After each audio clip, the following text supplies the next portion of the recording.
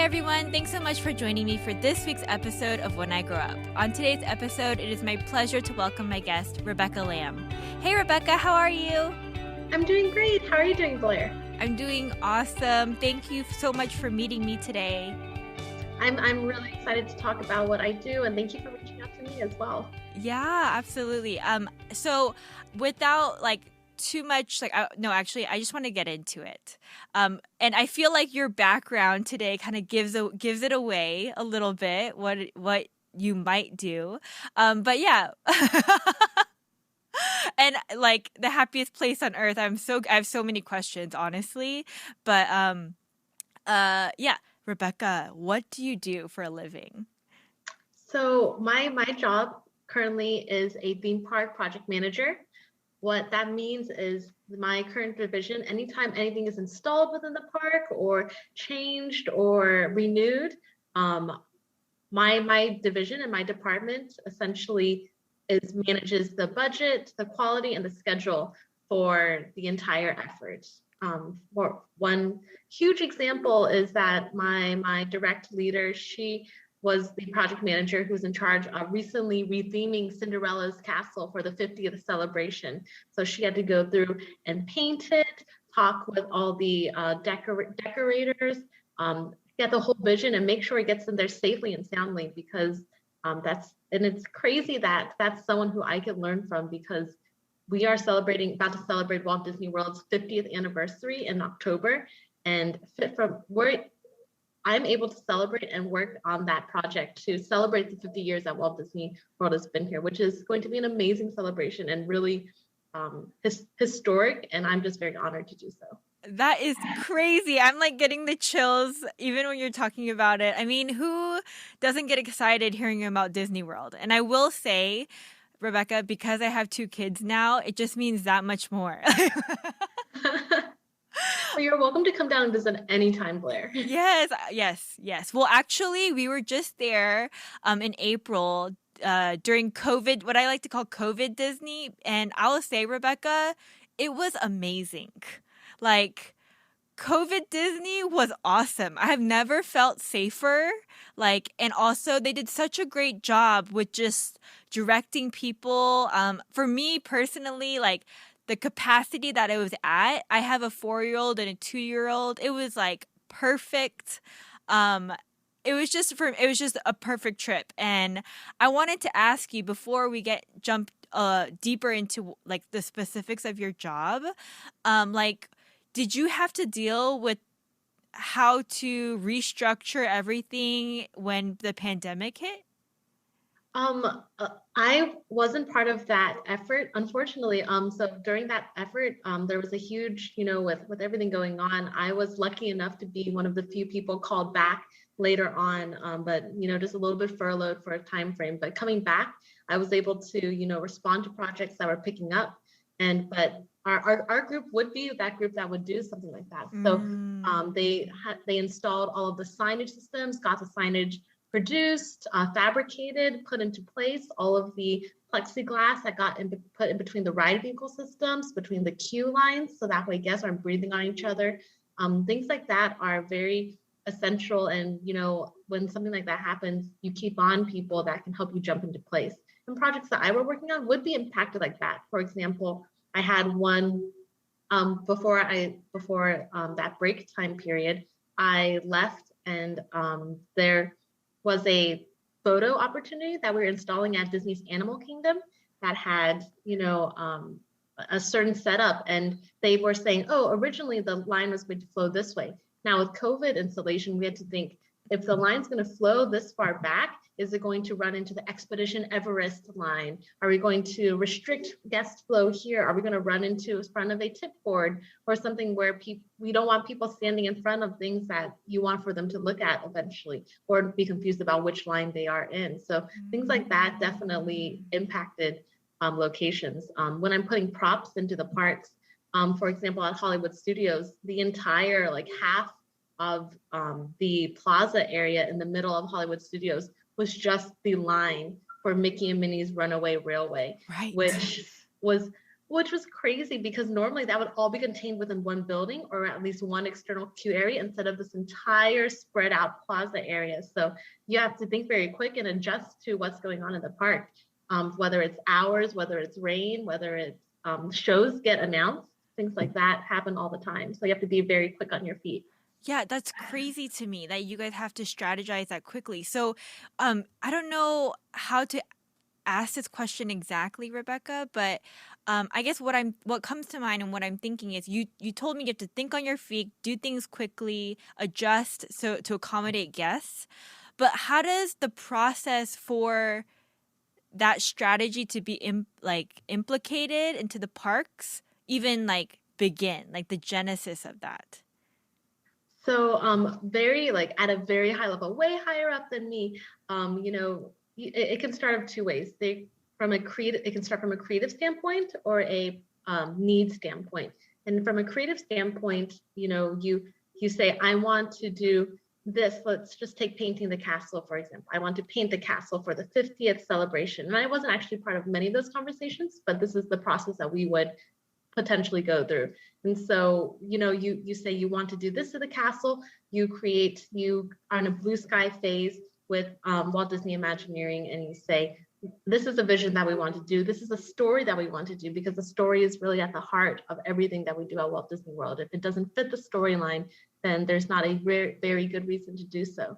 And so once you get that concept down, say, I want it to be these colors, I want it to evoke, Cinderella's, this piece of concept art way back that Mary Blair made that has these purples, that has these blues, that has this feel. And then you get to the nitty gritty of it saying, okay, I need to paint the castle. I need to create these decorations that go on it. Currently the castle has not only jabots and just like drapery that is on it, but also, floating ribbons that look like they entwine the spires of the castle. And so all of that has to be, one, come at from a creative standpoint. Then two, you get these ideas on paper, you get them on drawings by the structural engineer, you get them on drawings by the props team, and you really just think about, well, how do we create this? And you hold up swatches next to the castle, and many of the art directors that we speak with, they say that when they do art swatches, it's such an intense process of choosing those paint colors. They even say that John Hench, who was one of the original Disney Imagineers, would come out and have a swatch and have to see it in multiple lights. You have it in the sunlight, in the morning light, and in the afternoon light. And sometimes you see a green hue on it because there's trees all around you. So they take all of those factors into account to see how the light plays off of everything. And these paint people, they know the science of how everything goes together, how well they adhere to the castle. And not only does it going to look good day one, will it look good for the next 2 years? Because that's how long the celebration lasts. Or will it look good for the next 100 years? Because we expect for Disney World to be around forever, Not to say that we'll still do touch-ups, but you really have to think about longevity, and all of our people are very good at doing so. So once you get into the design phase, you have everything on a drawing, you go into a permit phase. And so a lot of what we do is very construction-based. So you go get a permit from our local governing body to install these things, because Disney is very, very focused on safety overall. So safety is at the heart of everything that we do. If it's safe for guests, if it's safe for the people who are working on it. So we put up those plans, we make project plans saying safety plans, take samples from the castle to make sure it's okay to paint, and from a chemical standpoint, we do exploratory looks on the roof, so you can see exactly where everything's going to be put. By the end of a project, you are just so familiar with how every little bit is going to be going on. And so once you get into permit, everyone says, okay, we're good. Then you get into the quick and hard part, which is construction. So you have to bring out lifts, you have to plan out where you're going to put the lifts. You have to drain the moat to do something like that off the scale. And to drain the moat, every little thing at Walt Disney World has a guest impact. Everything is about the guest. And so to do something like that is not a light decision, because now you are changing the storyline and how guests perceive that a bit. So you have to go around and get permissions from everyone to do so. I think one awesome thing about Disney World is it's very, very relationship based. Everything is about people, and that's how the world is a little bit. You know people and get to know people and what they bring to the table and how they operate. And so you have to talk to like 20 to 30 different people at the same time to make sure everyone is okay. It's a very collaborative organization. So horticulture has to be okay that you are in their way of using their boat. If you're going to close off the moat, you have to talk to the marketing people because it's going to be on the blog somewhere. You have to talk with the park owners who are the operations staff to make sure that they feel okay and they're giving out the correct information. So just getting that. So throughout the construction process, you work on it, you bring in the equipment needed, and you have to talk to everyone constantly at one time. That's what project management is. I feel like I'm constantly like the brain sending out signals saying, you're sitting there, you're not moving the legs, you're not moving the arms, but you're just sending out little neuron bits at a time. Yes. Okay, so I mean, I'm like totally fascinated by everything you just said because when you think of Disney World, you think of it's a magical place. And then how does all of the things come together to make things like this happen? I mean, like, you guys are creating worlds, like within Disney World. And to hear you kind of go through these processes of how one even like using the castle, for example, that process even begins and how many things it needs to go through to get to the final point to where it goes. So your job, you said as a manager, project manager, is to kind of talk to all these people during this process. So does that mean you're kind of exactly what your title is, I guess, is like making sure everyone's job gets done? Or could you elaborate on that a little bit? Like your Yes, job specifically? most definitely. So at a base level, it's a planner. So I actually just got married this past year, and I've had the ability to change my wedding plans about 3 times throughout the pandemic. Right. And Congratulations, by the way.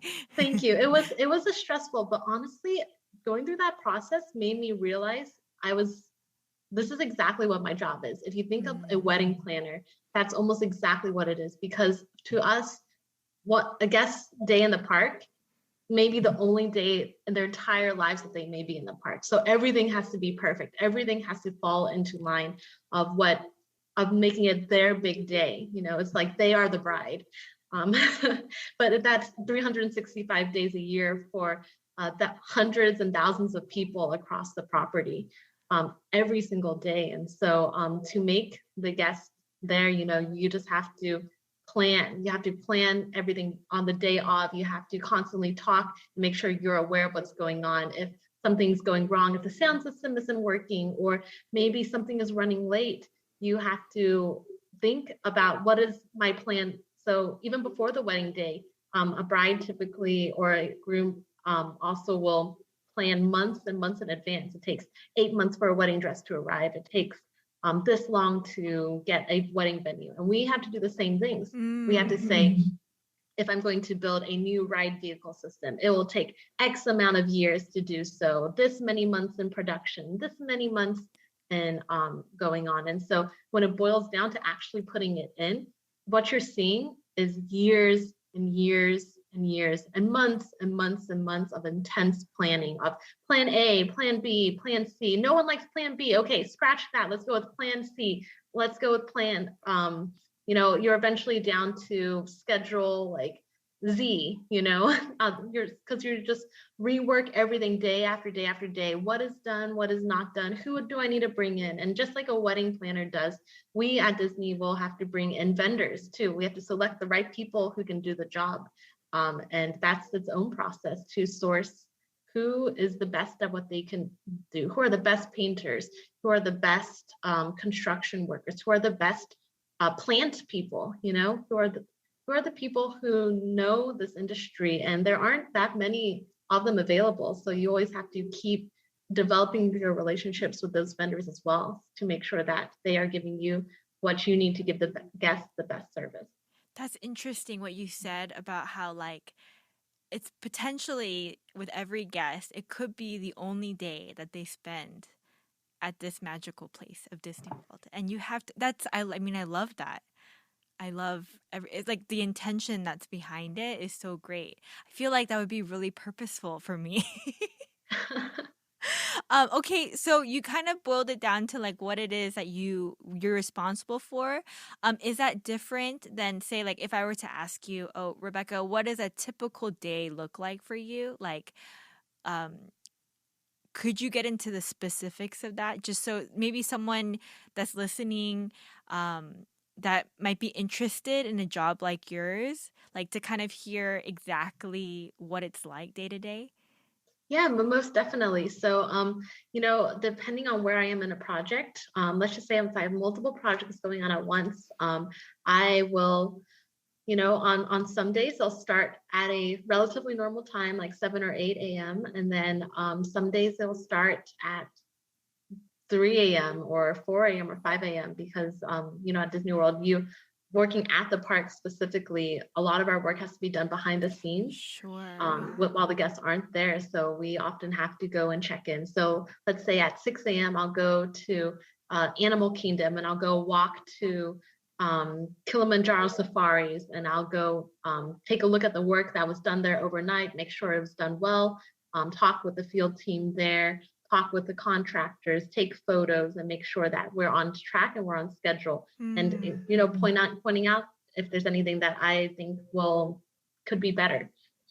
Then I might right after that, I might have a 7 a.m. morning at Magic Kingdom where I go to Space Mountain and I go take a walk through the queue line all in the dark, all the way up to where they load the guests and have a meeting with my electrical engineer, with the photographers, with whoever I need to have in it as a part of that. And sometimes these meetings can represent like 10 different departments at once Hmm. to say, this is what we're trying to do. What are your concerns? And that's what I love about Disney is everyone has a fair say. If the custodial person doesn't like it, or they have just as much a fair say as, let's say, the horticulture group, or let's say the engineering group, based off of what's going on. Because it's my job to make sure everyone's happy. And just like my wedding analogy, if grandma's son over there isn't happy, that's also as equally bad as if the bride is not happy. Maybe a little bit less bad, but still pretty bad. And so, I'll go 7 a.m. in the morning, go to Space Mountain, then I'll go back to my office, which sits right behind Big Thunder Mountain Railroad and Splash Mountain area and Frontierland. So it's a trek. You have to schedule in, walking time. And while I'm doing that walking time, I might walk in the underground tunnels underneath the Magic Kingdom that Walt Disney had placed there. And if you didn't know, the Magic Kingdom sits actually on the second story it's on the second level. It's not the first level. What? And the reason why it was built that way was because Walt Disney believed that in order to make sure the story was so real, he didn't want a cowboy walking in Tomorrowland because that would just ruin the illusion completely of the storyline. And then he didn't want, trash just being carted all out through the park just to get to one dumpster area. That would be something that guests would not like. And so he devised this underground system that would allow the cast members to move from place to place to place. So I'm still learning how, even now, till now, I'm learning all the tunnel secrets and which departments live where. So I walk through that area. And then sometimes I'll just pop up in a place I want to kind of walk through in the morning. And I have to say 7 a.m. in front of Cinderella Castle when it's dawn is probably with the music playing and everything is probably my favorite thing ever. It's so beautiful, and it really makes you believe in magic No, yeah, I when mean, you're just the only person there. even you talking about it makes me want to cry. I don't know why. It's like, okay, that's so awesome. Okay, okay, sorry, I won't interrupt. So cool. This is all like so fascinating right now. I'm so into So it. I love talking about it, so it's great. So yeah, so I'll walk back to my office. I will type up my meeting minutes notes and I'll send them out to the group to make sure that everyone is good with what we discussed. I might, if it's a Monday, I will take a look at my um, budget for all of my projects. So some people can have like five projects, um, 5 projects at once. Some people can have 15 projects at once. It can really vary across the board. So I'll take a look and make sure that, everything is falling within the budget that I want to, that I am spending the amount of money that I have planned to spend, because the way that Disney runs their financials is a little bit, we're given a budget to spend to achieve something. And if we're not achieving it, then that money could have gone out to elsewhere in the company at the same time. So it's important that not only that I don't overspend, I also should be spending enough at the same time to make sure everything, the overall budget of the company is working well. Okay. So I'll go check on that. I might have more meetings. At 8 a.m., I'll have an emergency call that says, hey, I took a look at this and at what you installed last night, and I'm not that sure that this is going to work. Can we talk about it? So I might just walk back out to the park and talk about it some more with whoever's there. Part of my job is, a lot of it is also doing presentations to executives or presentations to my management overall, to make sure that they can see what we're achieving and are asking the right questions. Like, have you thought about this? Have you evaluated this risk?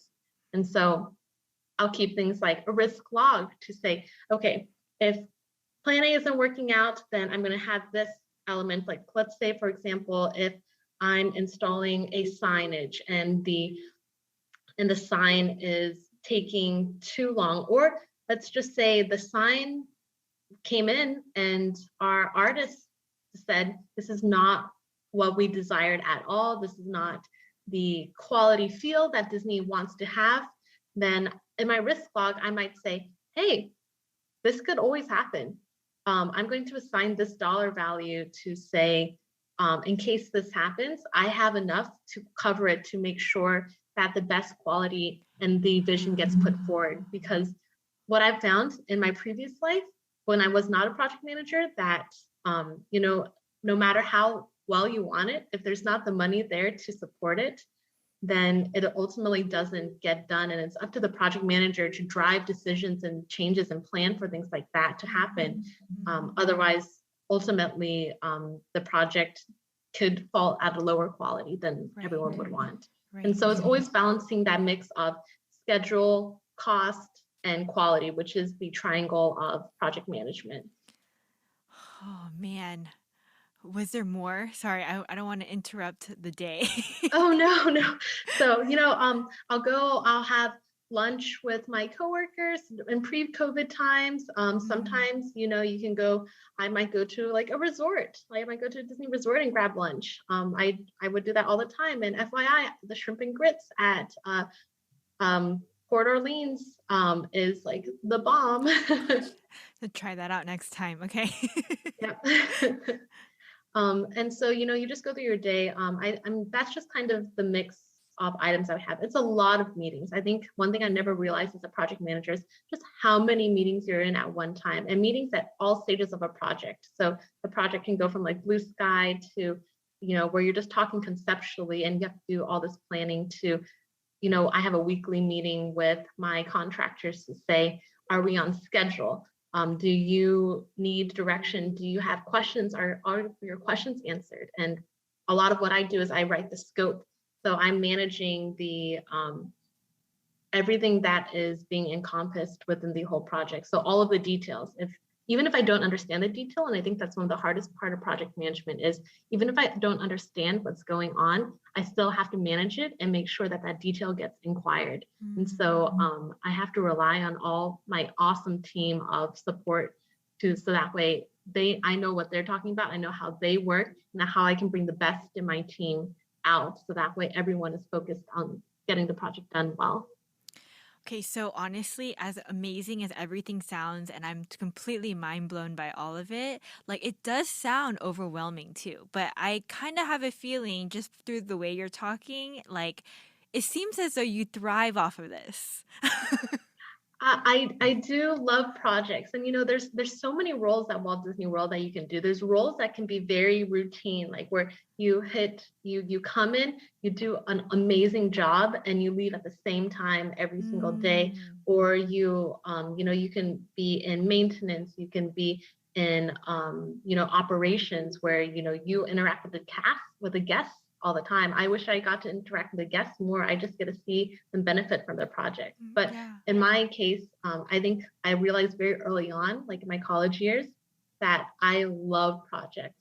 Like I just love the flow of it, because once you're done with that project, you got to move on to a new project, and that can be scary for a lot of people who want that continuity day in day out, knowing what's going to come next. But I love meeting new people. I love trying new things, and so that's a great fit personality wise. Yeah, no, that's awesome. So, Rebecca, I'm curious to how you even got to where you are today.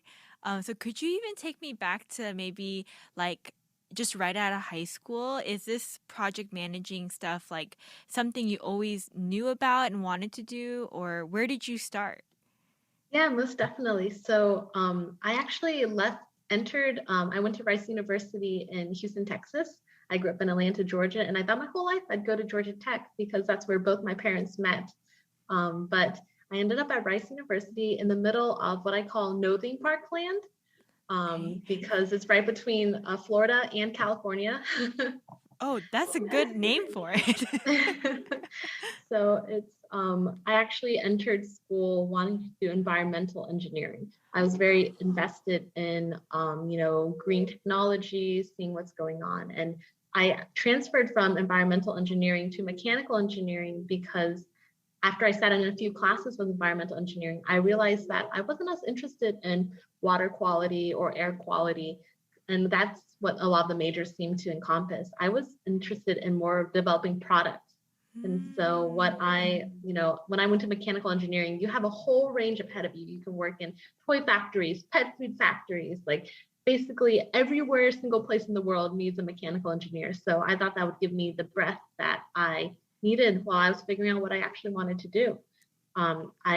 I wanted to, for a while, I wanted to design sustainable products. And it was and then honestly, when I first started out, I wasn't that great in mechanical engineering. It was really hard. And there was a period in my sophomore year where what they call the sophomore slump, where your grades moved down some. It hit me very, very hard. And for my faith as a Christian, that was a really weird period of time where I felt like my trust in God was not working. And I just really turned my back on him, not overtly, like I still went to church and did, churchy things, but in my heart, I was bitter towards God. I'm like, why did you put me in a major that I have no idea what I'm doing, I'm not even good at, and I have no direction?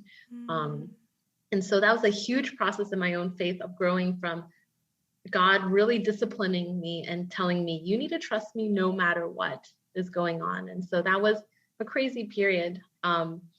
Coming into my junior year, my family and I went to Disney World where my cousin was working, and he told me about this, competition where you could practice and try to create an attraction.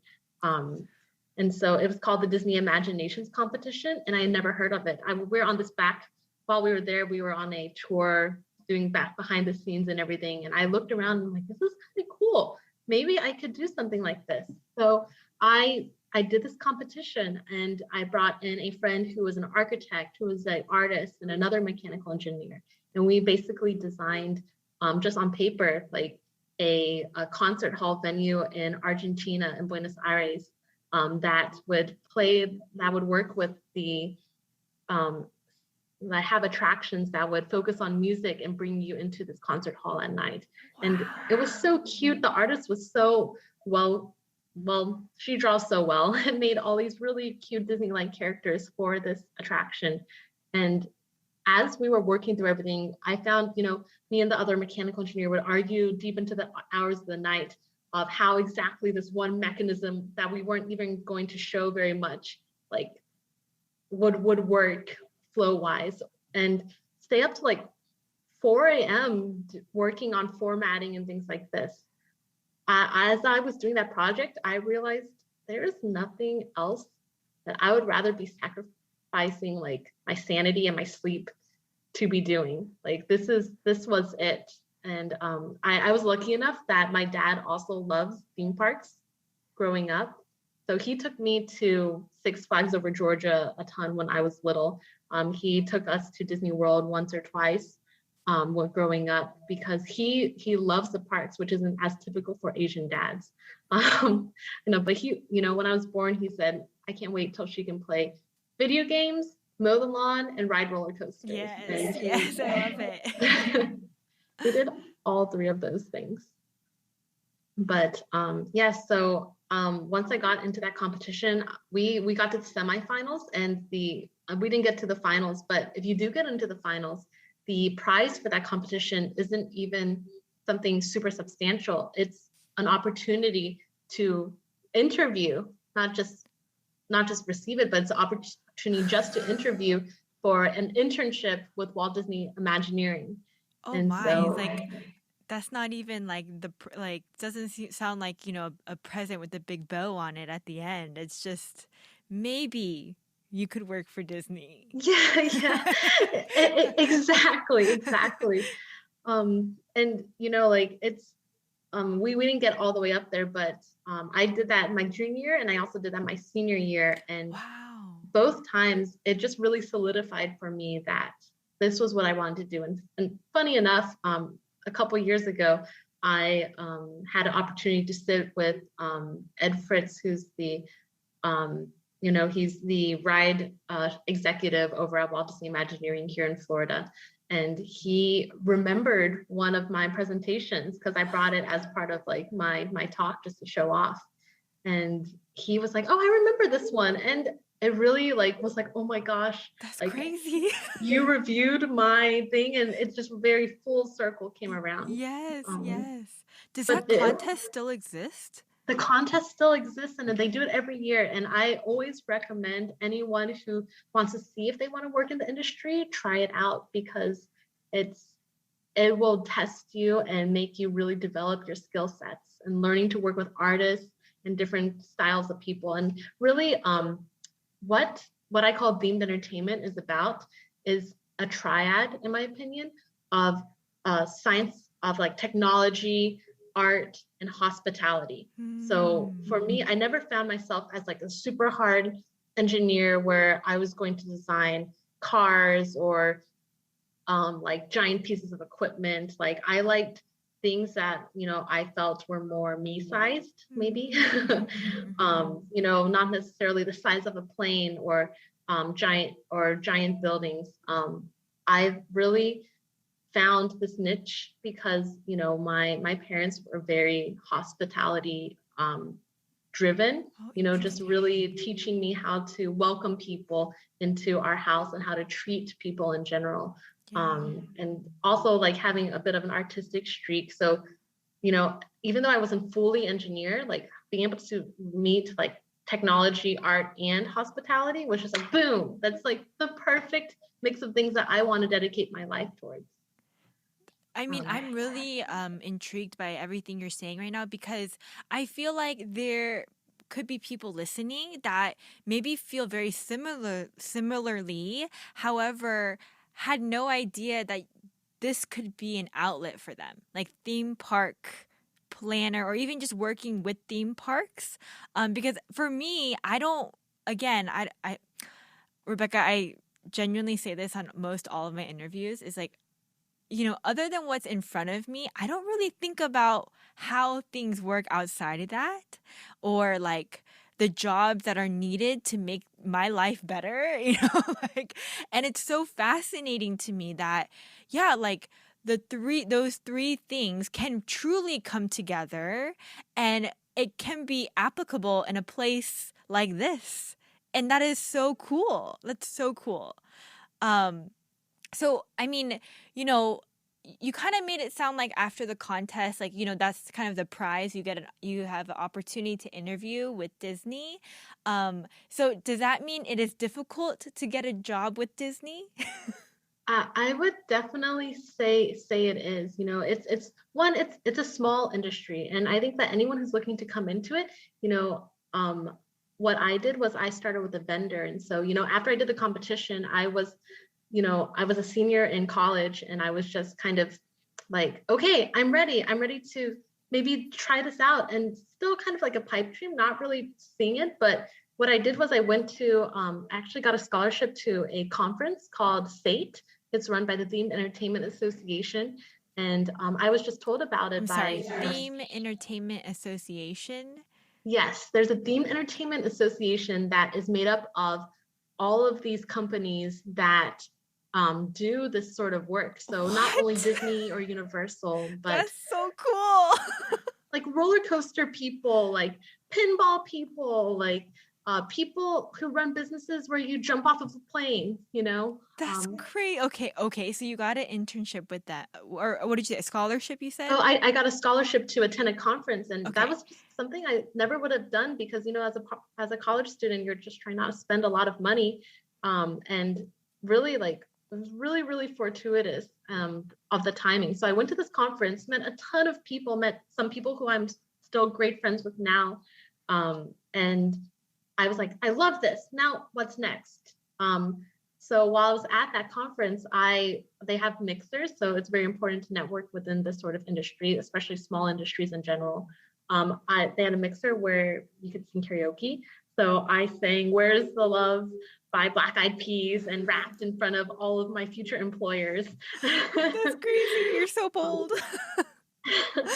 and I was like, oh gosh. But there's a photo taken of me that was posted on like the event website, and all my college friends saw it and gave it likes, which honestly wasn't a lot. It was only like 22 likes or something like that.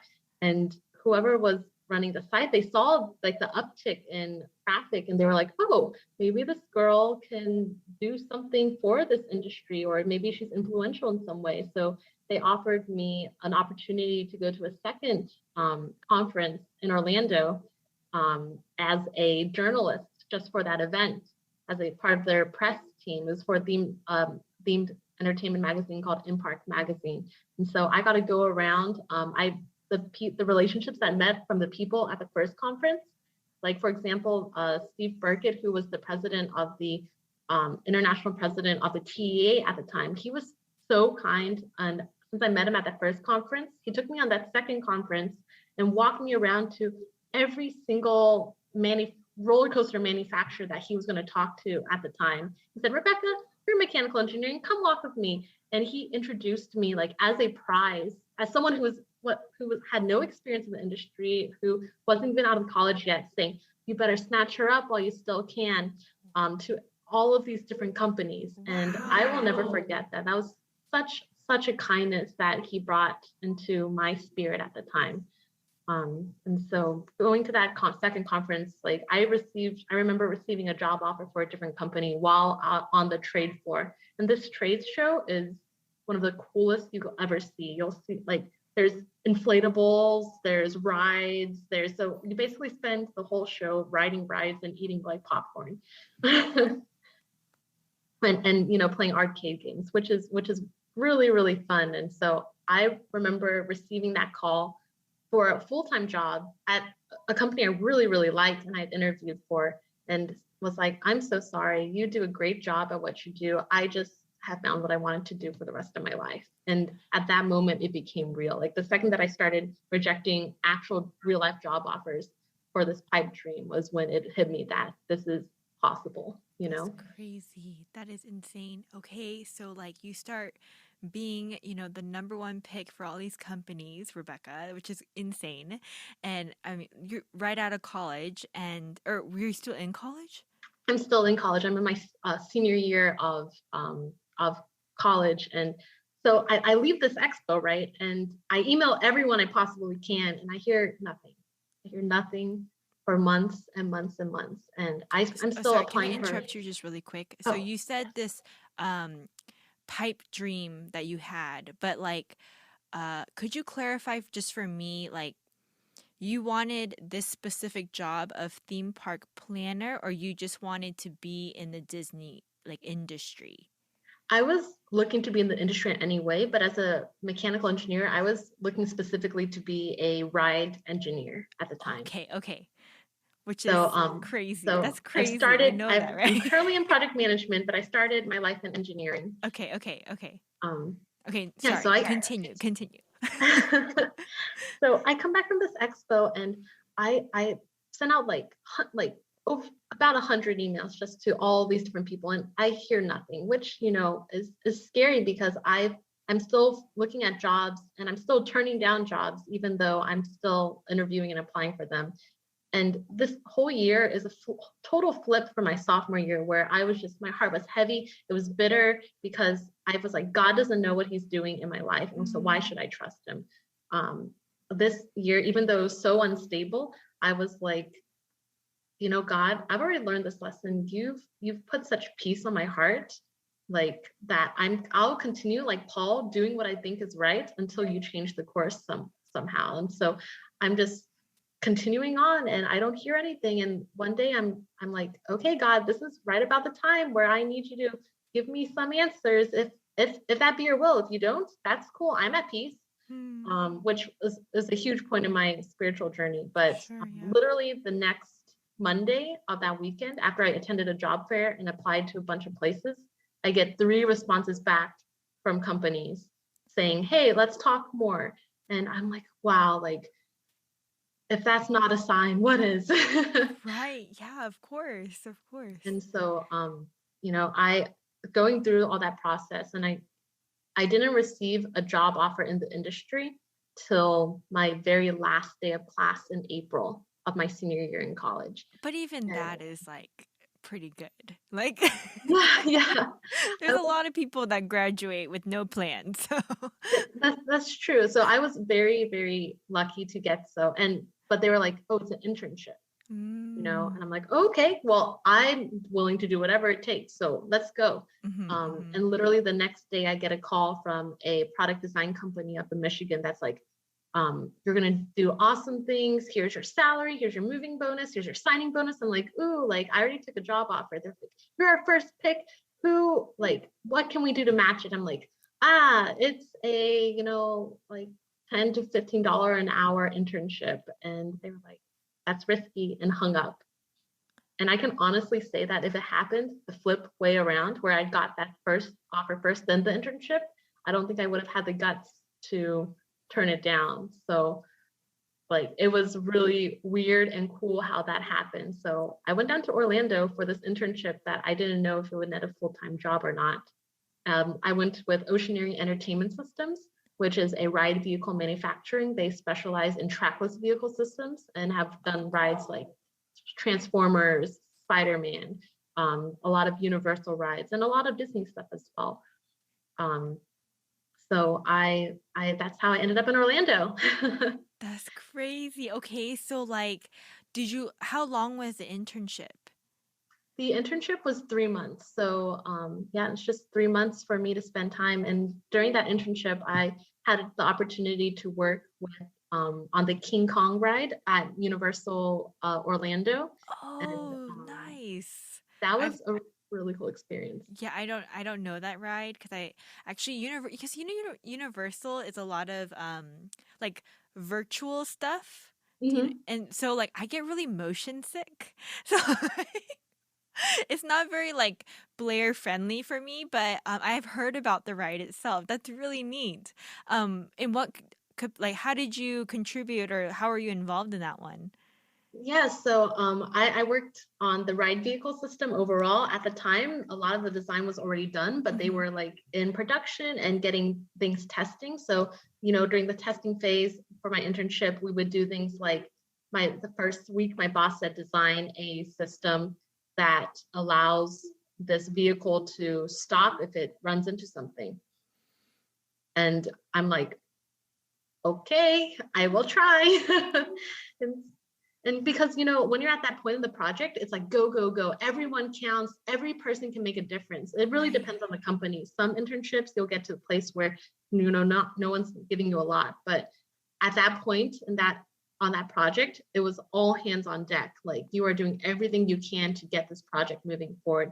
And so you got to wear a ton of hats all at the same time. That's that's insane. So like did you feel like in the 3 months that you were interning there that you like was it everything you had thought it was going to be? You know how they tell you that you're never going to use anything you learn in school Yes. um, in the real world? Um, that was like the exact opposite. I was like, I should have paid attention in like hydraulics class. I should have paid attention in vibrations. What was I doing? Like, I need to learn how to code better because I obviously didn't know how to code or use our 3D modeling program was SolidWorks. Uh-huh. And that's pretty typical in the industries, use SolidWorks for 3D modeling and then AutoCAD for 2D modeling. Okay, I know what Um, AutoCAD is, but 3D SolidWorks, is that just another programming system? it's another graphics program that Okay, allows you to, it's like SketchUp, but a little bit more intense. I see. Okay. Okay. And no, it's just my husband's a structural engineer and he always says like, man, if I could just if I had just worked for a year as a structural and then went back to school, I think I would have paid more attention in school, knowing that this is what you learn or what you need to know as a structural engineer. so it's, It's so I so hear true. you. I hear what you're saying. But yeah, so I, just I did use a lot of the schooling that I wish I learned in the role. And so throughout that internship, they just bombarded me with a lot of projects. I did a lot of design work. So design work being specifically making this 3D model, like making sure everything's fitting, everything works well. I have to go look at data sheets of parts that Mm. I'm going to buy off the shelf. Similarly to, if you're going to be, I don't know, like installing a shower head on or change a faucet in your kitchen, you need to see what the specs are on this piece and make sure it fits properly into the Mm. system. So doing a lot of that with mechanical components overall. So putting it into a SolidWorks model, and then I had a really great mentor who was just really teaching me how to make a correct drawing, like a manufacturing drawing. And Mm. I made so many mistakes, but it was crazy that I was putting things on a drawing and some people it would get checked by some people, but then it would just go into production. And I remember holding like my first metal piece, and what that piece was what the operators used to open and close the door system. So it was meant to hold RFID readers that, if to open, they'd click up here, to close it'd be down here, and it had to be, from an ergonomic perspective, 36 inches up from the floor for the lower one, then 48 inches up for the next one. And so I remember holding that bracket in my hands, being like, this is my first baby. That is so cool. Man, that's cool. Yeah, I'm sure it felt like so rewarding. I mean, to some people it might like not be as rewarding, but I feel like if it were me, definitely I would have been like, this is it. I did it. I've made it. Yeah. But but that was just the beginning for you, it seems. So after the internship, like did you continue to work there or what happened next? Yeah, I continued to work at Oceaneering for 3 years after my internship. Funnily enough, I met my husband while working on that ride vehicle system. So if you look at the King Kong vehicle, there's like a wooden crate looking thing on top, and that's a show lighting box that only me and my husband worked on when it got Cool. installed. Oh my So gosh, that's so sweet, Rebecca. that was like, I want to like take the drawing that we made and frame it and put it in our house You somewhere. should. You should. I mean, like, you guys, if you ever go to Universal and now you see it, you're going to know that this person and her husband created this. That's awesome. Like, did you guys like go take a picture with it and stuff? I would have.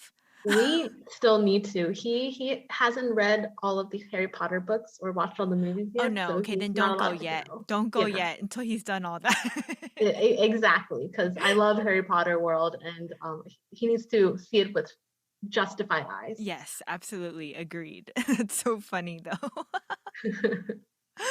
Okay, so you met your husband. That's what, how awesome. So you guys are in the same industry.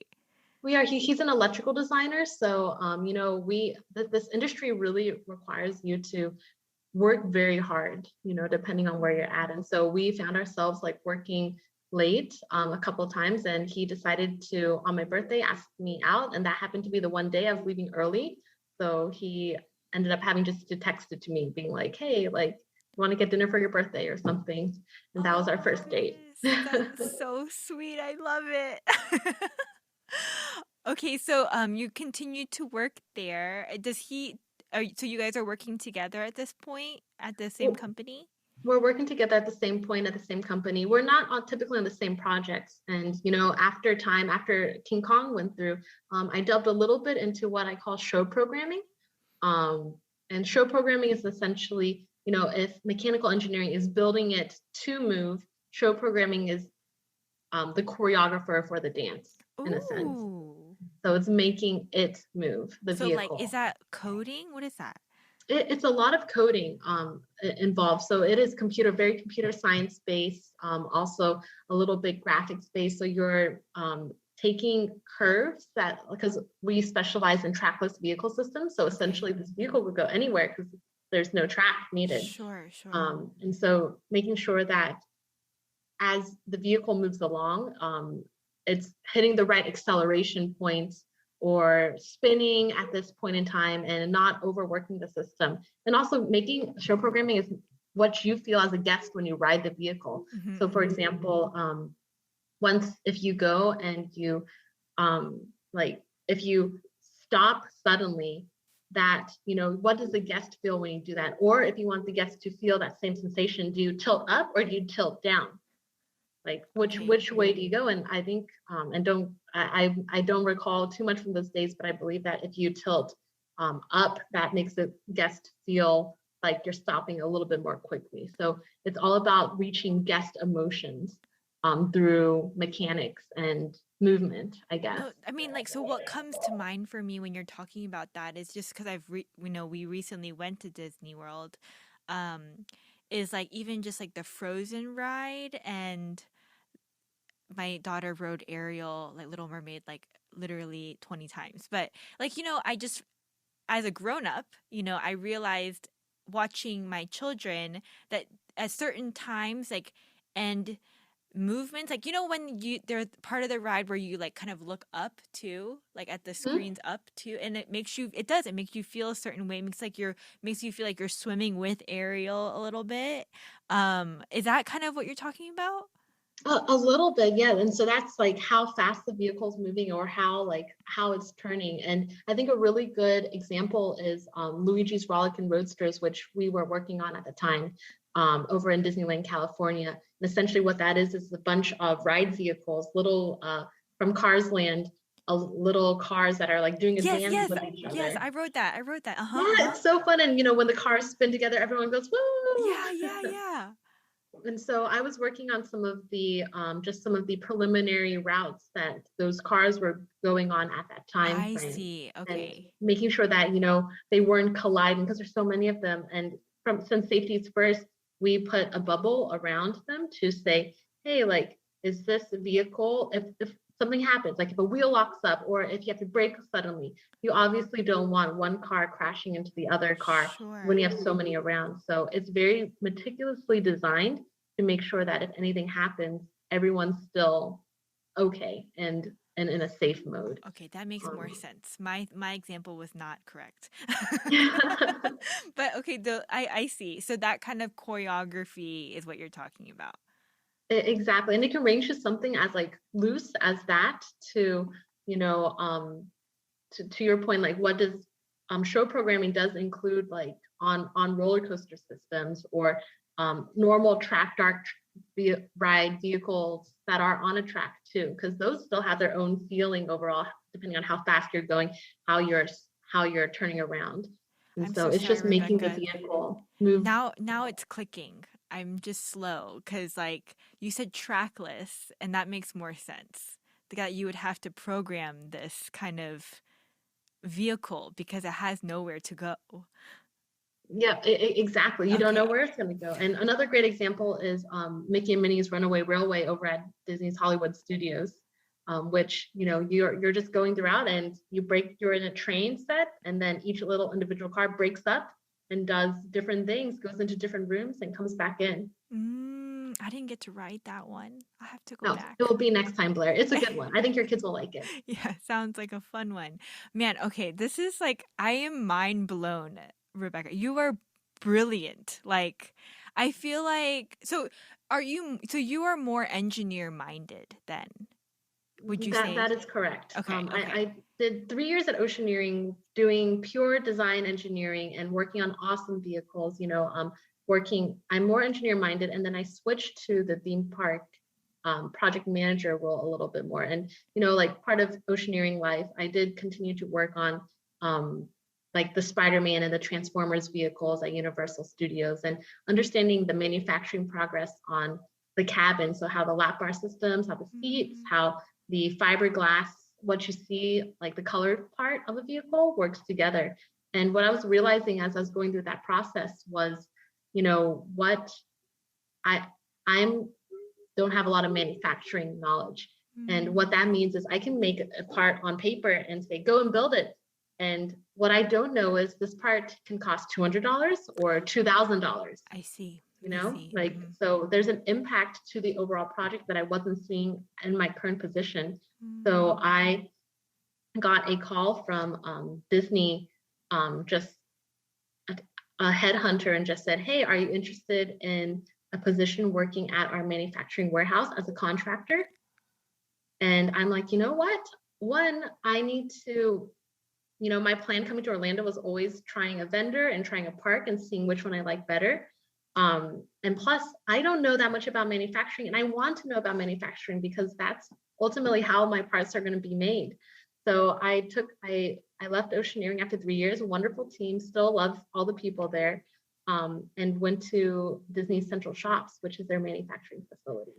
So that put me a Amazing. little bit more into both an engineering mindset and a planning project manager mindset because I entered there as a role of a planner. I see. I see. Man, that is insane. So, um, you went into the manufacturing side to learn a little bit more and gain some more knowledge. And how long were you there? I was there for about a year as a contractor. What does that mean?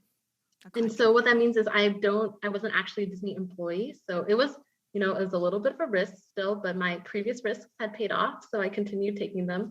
It meant that I didn't have any benefits through Disney. It meant that I didn't get Disney perks, and I got paid the hours I worked. So no vacation or no sick time. I see. I see. Um, So you weren't on like a staff then, or like you weren't officially Correct. I wasn't working. officially Disney, but that was part of my overall plan because Disney typically it's like you said before, it's very hard to get into Disney or some of these parks just cold off the street. So the Sure. ways that you typically go in are internships or contractors. And Mm. since I was past the internship age, a contractor is Disney's way of being able to test you out and saying, are you a good fit for this company and for this sort of role? Cool. Okay. So after, so did you, so at your contracting position, do you feel like you did gain some more knowledge on this area that you were unfamiliar with before as an engineer? Oh, it was the best, Blair. Let me tell you, Central Shops Love it. is the coolest building in the world. Why? I personally think it's cooler. Like, I mean, the castle's awesome, but what goes on inside Central Shops is pure magic. Okay, Um, you have to tell me. You can't lead with that and end there. so the reason why Central Shops exists in the first place is because Walt Disney said, "Hey, we need people like skilled people, tradespeople who can continue to bring the magic. Because if we don't do this, then like we can't keep the park up, and if we can't build things or fix things ourselves, then we're always going to be reliant on other people." And so Central Mm, Shops was born, which is a building where all of these welders, machinists, painters, um, fabricators, scenic people, um, people who work on the animatronic systems and the robotic figures all work in one building together. It's oh, wow. amazing. And so if you walk through it, you see ride vehicles from every part of the parks, from all four parks. You see things from Expedition Everest, you see Seven Dwarfs Mine Train vehicles, you see props, you see fast pass signs, you see, new attraction things that, you can't talk about because they're there. And so, for example, like when Rise of the Resistance was coming out, like Yes. you would go in and you'd see all these stormtroopers just standing around. So And cool. it was just so amazing to, like, so these people were called the can-do people, and they can literally do anything and everything that the park needs them to do. That's amazing. That is so, I mean, like, is this a big group of people that work here? It's a fairly large group of people, like because you have to have someone in every single trade and Sure. multiple shifts. And it's a building on Disney property that you wouldn't glance twice at, and it holds the key to all these attractions, which That's I loved. amazing, amazing. So what happened after the year, after your year of contracting? Yeah, so I was doing this year of contracting. I became very good friends with everyone in the office. And I, throughout one thing at Disney that's very important is you go around and do one-on-ones. And I don't think it's just important for Disney. I think in any industry you're going to do, you should make it a goal to network and talk one-on-one with people as much as possible in your early years. And so I was doing one-on-ones across property to get to know the different departments, to get to know hiring managers, to get to understand what roles were available for me here at Disney if I wasn't able to get one at Central Shops. And I interviewed with the ride and show engineering team. I interviewed with Walt Disney World Imagineering, and then I interviewed at this group called FAM, which is the Facilities Asset Management Group, and is that project management arm of Disney. And most people there are civil engineers, mechanical engineers, and have technical backgrounds across the board. So I interviewed there, and my dad actually is a project manager himself. So growing up, it felt he would bring home like case studies saying like, I'm trying to get this guy to do this. What do you think I should do? How do you think I should approach this problem? How do you think I should format this PowerPoint to make it look like, make my point come across a little bit better? So Interesting. he was great at including us in his work on a daily basis, just not just at the little things, and that those skill sets kind of carried over. I really admire my dad a lot, and he being both theme parks and really set me up for what a project management role would look like. So in the long run, even though I was an engineer, I knew that I would want to do project management at whether it was like now or in 10 years. I've always felt that was my long run because I love that sort of work overall. So when I interviewed with FAM, I was like, this could be now. And I love everyone who I interviewed with. And when the position came, I'm like, all right, it's time to try a new chapter. And construction, I knew nothing about. There's a lot of construction that goes on in this group. I didn't even know what a stud was in the wall. Oh, sure. Yeah, not a lot of people would, I feel like, unless your husband's a structural engineer. Right, exactly. And so that's how I've ended up in my current department doing what I do. That is amazing. I mean, I love that piece about your dad being a project manager and then it coming around truly full circle, and you didn't even do it on purpose, I feel like. I know Um, he's he's so jealous. I feel like I'm living his dream life if he was younger. I'm sure, I'm sure. I mean, you're living a lot of our dream lives, honestly, if I'm for real right now. Wow, Rebecca, I mean, that is truly an amazing journey. I feel like, and I loved how you were transparent and vulnerable with me tonight about just even the parts in the beginning where you were like doubting everything and like, why is this happening?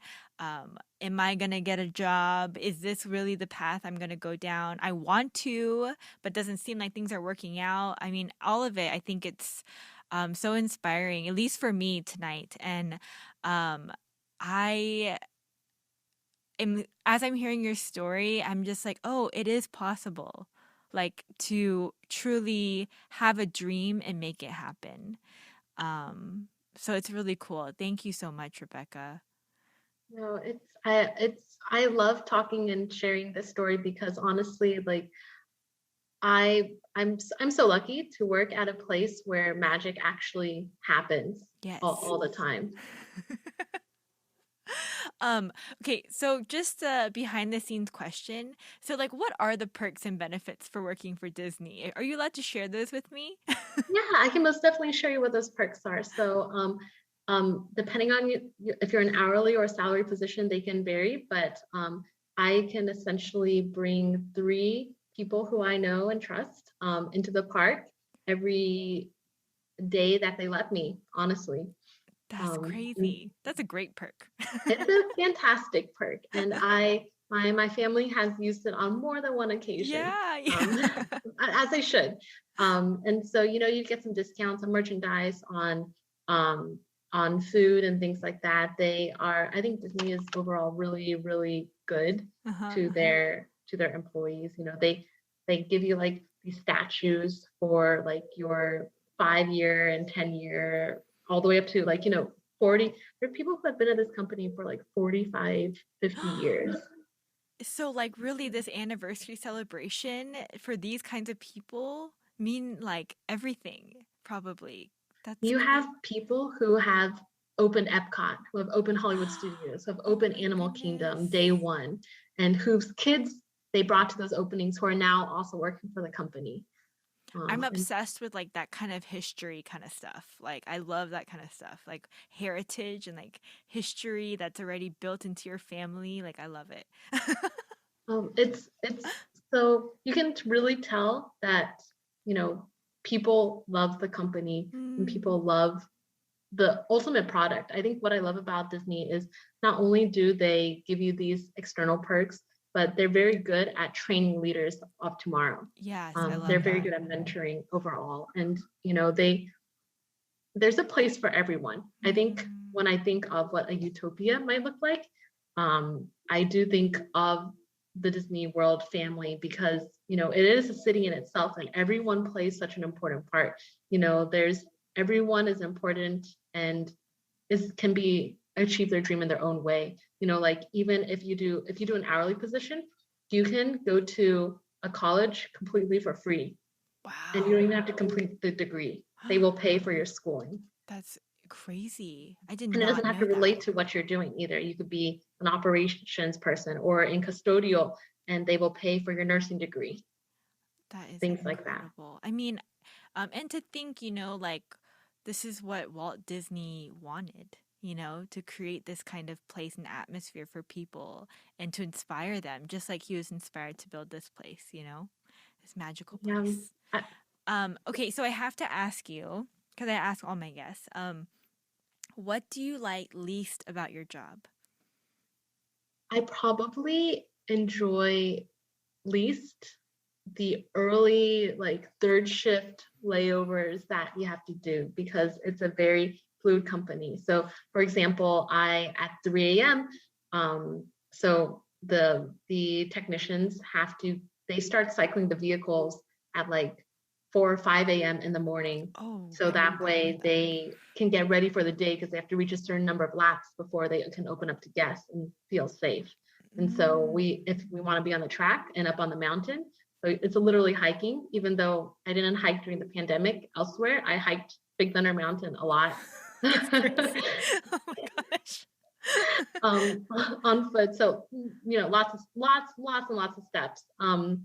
So we're out there at 3 a.m. and that's probably the hardest part because then Mm, you're expected to be up and still doing work like during some part of the day shift as well. But yeah. sometimes there's perks to that too. Like one time we were out there at 2 a.m. and we saw a shooting star from Oh, while we're in the middle of our meeting, which was like really, really cool and really magical. yeah, yeah, that's cool.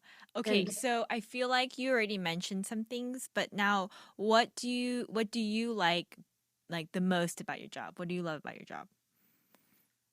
I love I love what the product is. So Mm, I think for me, seeing how guests really internalize these stories, because for me, coming to Walt Disney World isn't just about having a great day and having a luxury fun. If it was just something that I felt was a luxury, I would want to do something more. in life and bring that product to the world. But what I feel is, the stories like we've seen in so many instances change people's lives. When people come to Walt Disney World, they hear about America's history. They hear about the story of a princess who braved, the Huns. They hear a story of how to better take care of the land around us. I think when people come, or how to, see the magic of animals and the animal kingdom. I think that when people come to Walt Disney World, they leave with the stories that we tell as better friends, as better brothers, as better mothers and children, better sisters, better students, better teachers.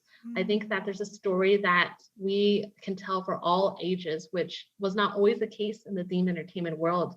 And I think when people leave Walt Disney World, they leave with a reason of why do we live, and how do we treat other people, and what do we want for this world? Like, you are inspired to be better than who you are. And I think that's my favorite thing about working for Walt Disney World, is working behind the scenes in just very small ways that build on each other to enact that change in people's hearts and their behaviors when they go home. Rebecca, that is so okay, I know it's very deep, and as you were talking about it, so it's gonna sound a little bit crazy, okay? Don't judge me. But I keep telling people after we went to Disney, in April and I came back, I really felt rejuvenated, like as a person, as a mom. And I really felt like God spoke to me a lot while I was at Disney. Like I had a lot of revelation, like personal revelation. And it's interesting everything that you just said, because I just feel like, yeah, that was me.